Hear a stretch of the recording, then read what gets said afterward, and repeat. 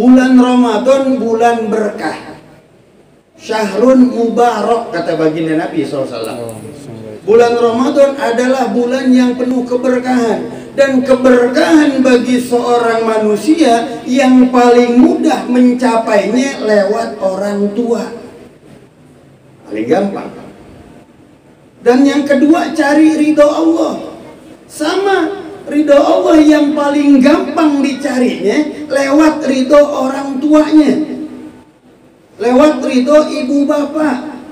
Kita dari awal Ramadan, bapak ibu sekalian kan minta kepada Allah, Allahumma inna nas'aluka ridhoka wal jannah. Ya Allah, kami minta kepadamu keridhoanmu dan surgamu. Sekarang gini konsepnya, bapak mau cari ridho Allah lewat apa? Ibu mau dapetin ridho Allah lewat apa? Ustadz, saya puasa di bulan suci Ramadan. Ibu cari ridho lewat puasa, cari ridho Allah lewat puasa, maka pertanyaannya dibalik, sesempurna apa puasa kita? Sesempurna bagaimana puasa kita hingga pantas dapat ridhonya Allah? Puasa kita banyak kurangnya, banyak kurangnya. Yang dikit tidurnya mungkin. Puasa kita banyak kurangnya, ada gibahnya, ada ini itu segala macam, sengaja tidak sengaja yang membatalkan puasa atau membatalkan pahala puasa banyak kita kerjain. Kalau kita cari ridha Allah lewat puasa, rasanya berat. Dari pagi, dari mulai terbit fajar sampai terbenam matahari, kita harus benar-benar puasa. Bukan cuma nahan makan minum, melainkan harus semua imsakul jawari, menahan seluruh anggota tubuh, anggota badan. Lisan kita tahan, mata kita tahan, telinga kita tahan, tangan kita tahan, kaki kita tahan, perut kita tahan dari apa-apa yang diharamkan oleh Allah Subhanahu wa Ta'ala. Sanggup nggak kira-kira? Sanggup nggak? Yakin sanggup. Sahur aja mata kita udah salah, Pak. Kenapa? Karena umumnya kita sahur nyetel TV. Di TV ada iklan perempuan, iklanin biskuit, iklanin ini. Ya Pak Haji dengan banget ini gitu. Yang celananya kurang bahan, yang bajunya kurang bahan. Sahur belum mulai puasa, mata kita udah rusak. Apalagi yang demen lihat handphone, buka Facebook, buka ini, buka itu, yang dilihat apa? Yang dilarang oleh Allah Subhanahu wa Ta'ala. Ini belum mulai puasa, mata kita udah rusak. Terus kita mau cari ridha Allah lewat puasa, berat. Bisa Ustadz, sahur saya nggak nonton TV. Jadi pagi berangkat kerja, yang dagang, yang ngojek dan lain-lain sebagainya, belum sampai depan, baru depan pintu parkirin motor, yang dilihat apa? Aurat. Sini enggak kali, sini mah ketutup ya. Di sini, kalau di sini aja. Kita baru keluar sedikit aja, ya mohon maaf, namanya Jakarta. Mau di Menteng, Bukit Duri, mau di mana juga, begitu kita keluar, mesti tuh kita lihat aurat. Disengaja atau tidak sengaja, kita sudah melihat yang semestinya tidak kita lihat. Begitu. Bisa Ustadz merem? Yakin. Jalan kerja merem. Jadi kita cari ridha Allah lewat puasa, berat. Ustadz, saya mau cari ridha Allah lewat qiyamul lail, lewat sholat sunnah terawih. Seberapa sempurna terawih kita, Pak. Apalagi orang kita demen banget ngerutuan. Imamnya cepat ngerutu kecepatan, imamnya lambat ngerutu kelambatan. Begitu. Lo bagaimana mau cari ridho lewat sholat? Begitu. Cari ridho lewat sholat tapi ngelihat jadwal imam. Giliran siapa ini hari, kan begitu. Jadi mau cari ridho lewat mana? Mau cari ridho lewat baca Quran. Berapa sering kita baca Quran di bulan Ramadan? Berapa kali hatam kita di bulan Ramadan? Susah. Maka ulama kita ajarin yang jadi tradisi di negeri ini, cari berkah, cari ridhonya Allah Subhanahu wa ta'ala paling gampang lewat orang tua. Makanya Allah bilang, wa qadha rabbuka alla ta'budu illa iyyah. Dan Tuhanmu telah menentukan alla ta'budu illa iyyah, janganlah kalian menyembah kecuali hanya kepadanya. Wabil walidaini ihsana, dan berbuat baik, berbakti kepada kedua orang tua. Itu Allah sandingkan antara ibadah kepadanya dengan berbuat baik kepada orang tua. Maka pantas di negeri ini habis ibadah 1 bulan ditutupnya bil ihsan lil walidain, ditutupnya berbuat baik kepada orang tua. Supaya apa? Supaya keberkahan Ramadan dia dapat, ridhonya Allah dia dapat. Nanti kalau ridho Allah dia dapat, asbab ridhonya orang tua, sekurang apapun puasanya di bulan Ramadan Allah ridho. Tidak sempurna sholat tarawih atau qiyamul lailnya di bulan Ramadan, kalau orang tua ridho ya berarti Allah ridho. Baca Quran yang pelatat-peletot, yang nggak hatam-hatam, a'udzu lagi, kan begitu. Asal buka Quran alif lam mim lagi, dapat 3 hari buka alif lam mim lagi, nggak ketemu-temu akhirnya. Tuh paling top sampai ayat kursi. Gitu. Tapi kalau orang tua ridho, Allah ridho. Nanti asbab ridhonya itu, asbab ridhonya orang tua Allah ridho, dan asbab ridhonya Allah Subhanahu wa ta'ala kepada seseorang, maka Allah berikan keberkahan pada orang tersebut, baik berkah dunia maupun berkah akhirat. Makanya ada satu frasa, satu kalimat, satu susunan kalimat, ya. Bikin seneng orang tuamu, jadikan orang tuamu raja, jadikan orang tuamu bahagia, maka Allah akan menjadikan dirimu raja. Allah akan memberikan kesenangan pada dirimu, Allah akan memberikan kebahagiaan pada dirimu. Karena nggak ada orang yang bakti kepada orang tuanya Allah bikin dirinya susah, nggak ada. Ada Ustadz Blasono, mungkin niatnya yang salah. Itu bakti ke orang tua itu biasanya yang ngarah warisannya. Bisa begitu, niatnya salah. Yang namanya keberkahan itu luar biasa, Pak. Apalagi hari ini kita masih di masa pandemi, Pak. Hampir seluruh masyarakat Indonesia teriak sulit urusan ekonomi. Maka cara yang paling mudah buat membuka pintu rizki adalah birrul walidain. Cara yang paling mudah, bakti kepada orang tuamu, maka rizkimu akan luas. Bakti kepada orang tuamu, maka rizkimu akan berkah. Bakti kepada orang tuamu, maka rizkimu dijamin oleh Allah Subhanahu wa ta'ala. Ada satu hadis baginda Nabi begini, siapa orang yang membantu orang lain, maka Allah akan senantiasa membantu dirinya. Ini kalau yang dibantu orang lain, Allah bantu dirinya. Maka bagaimana ketika orang tersebut adalah membantu orang tuanya? Maka mustahil nggak dibantu oleh Allah Subhanahu wa ta'ala. Ini yang namanya berkah. Makanya orang kita biar katanya jauh, dihalangin, diperboden, suruh putar balik, tetap nggak patah semangat. Yang penting mudik. Emang di Jakarta udah nggak di tempat lain, kan begitu. Yang penting mudik. Cari apa? Cari berkah, cari ridhonya Allah Subhanahu wa ta'ala lewat ridhonya orang tua.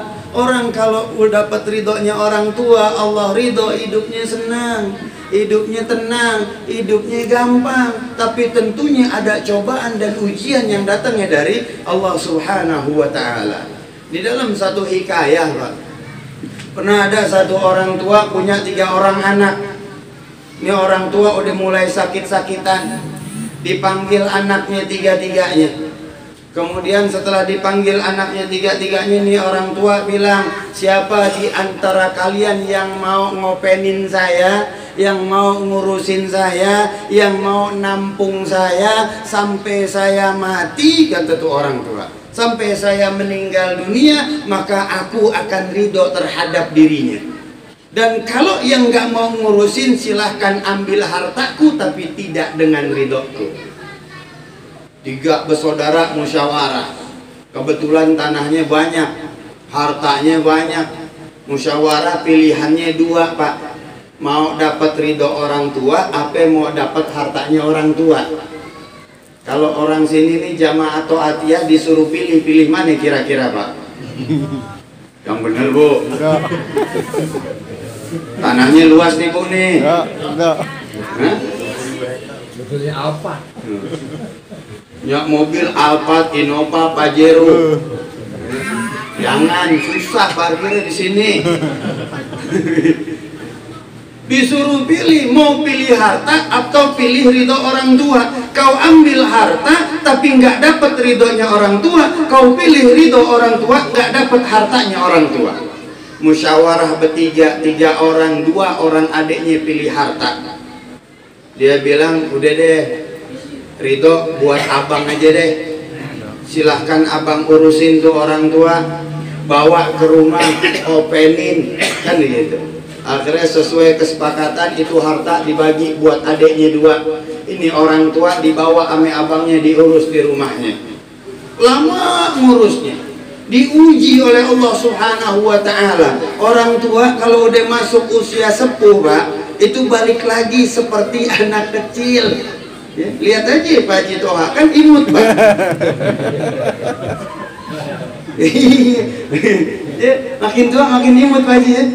Alhamdulillah. Balik lagi seperti anak kecil, makannya disuapin, apa-apa harus dilayani. Balik lagi tuh diuji. Belum lagi ketika jatuh sakit harus begadangin, antar ke dokter, berobat ini itu segala macam.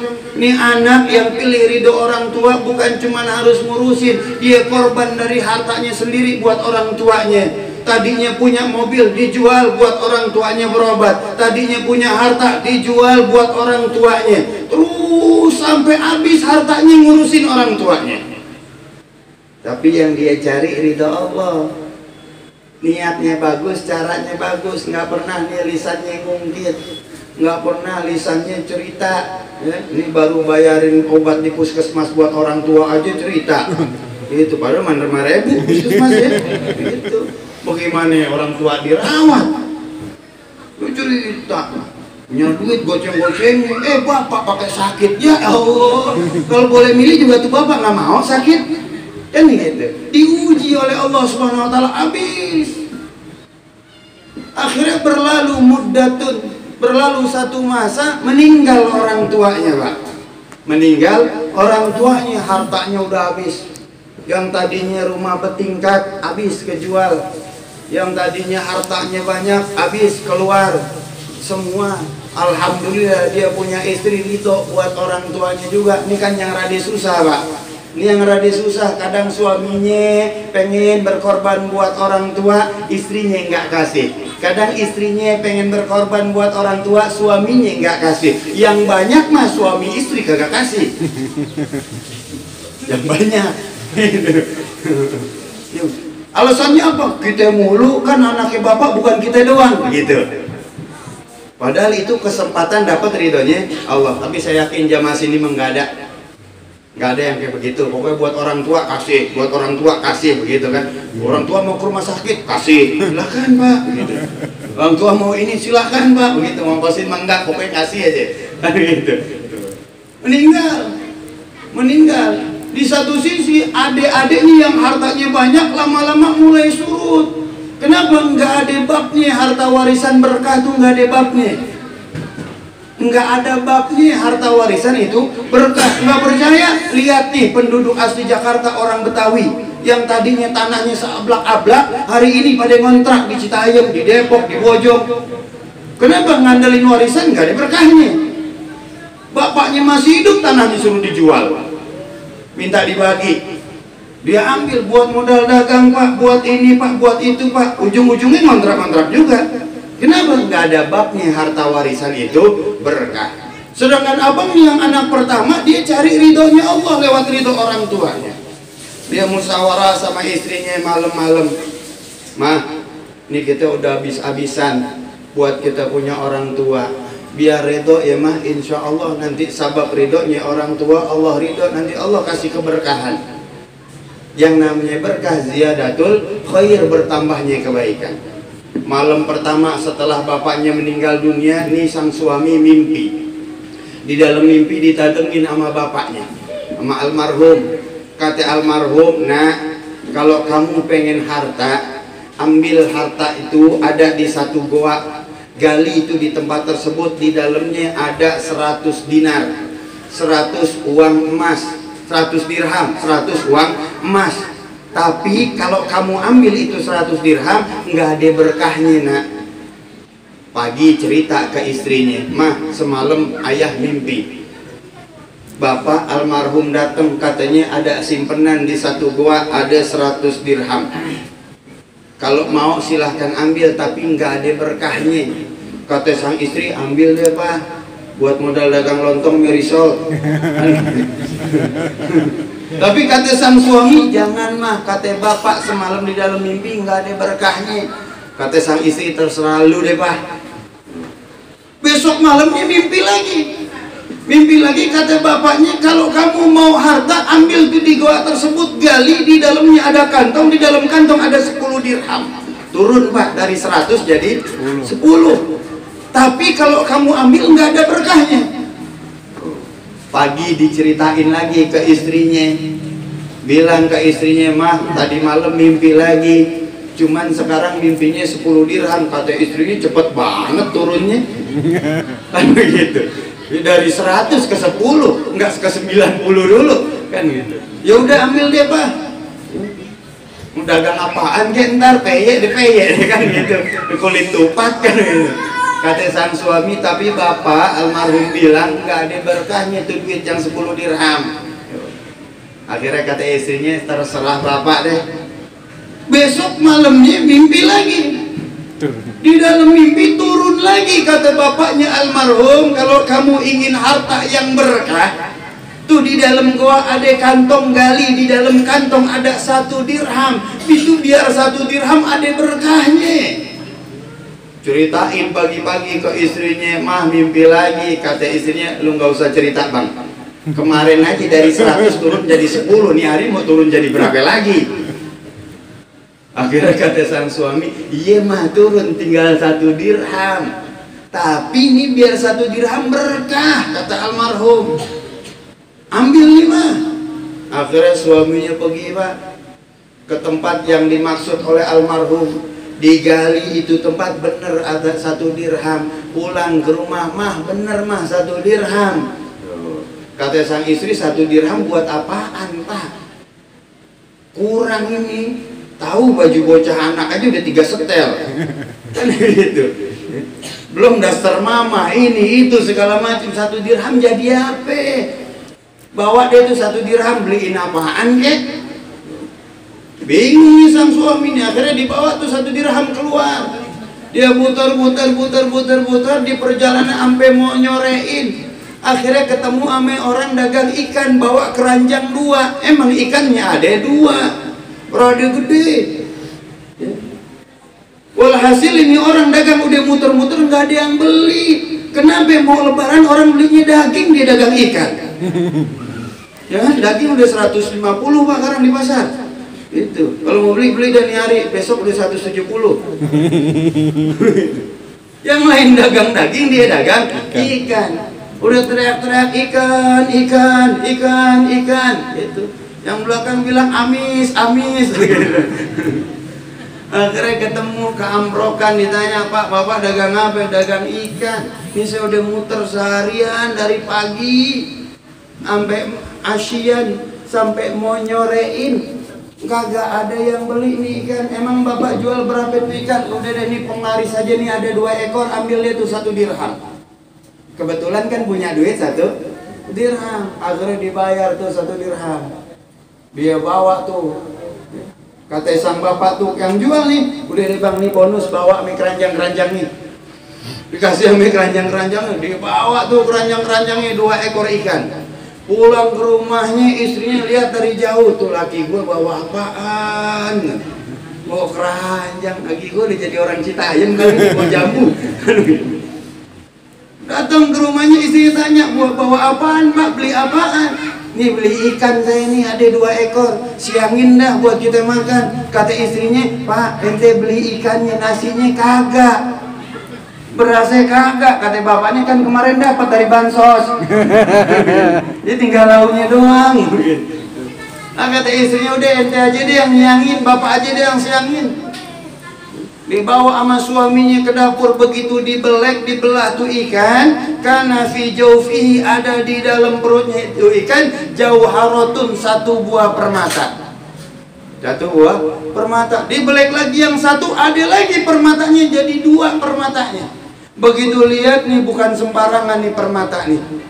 Akhirnya tuh ikan belum dibenahin, permata yang 1 disimpan, yang 1 dibawa. Ceritanya mau dijual nih permata. Dibawalah kepada seorang sultan yang memang seneng batu permata. Begitu dibawa, dikasih lihat, wah bener nih permata asli nih. Udah cek lab belum nih di Robening? Bener nih permata asli. Ente mau jual berapa? Kata si bapak nih, kata si suami, saya nggak tahu harganya, terserah sultan deh, mau bayarin berapa. Begitu dilihat, si sultan bilang begini, Bang, ini kayaknya permata nggak mungkin 1, ini sepasang nih. Soalnya ini ada F, ada M, berarti ada male, ada female nih. Ini sepasang nih, ada laki perempuannya nih Bang, mesti ada 2. Ada nggak tuh lagi? Ada di rumah, bawa deh kemari, saya bayarin dua-duanya. Saya bayarin dua-duanya. Dia bawa, sama keranjang-keranjangnya dibawa. Dia pengen ngisi tahu, saya dapat nih permata, adanya di dalam perut ikan.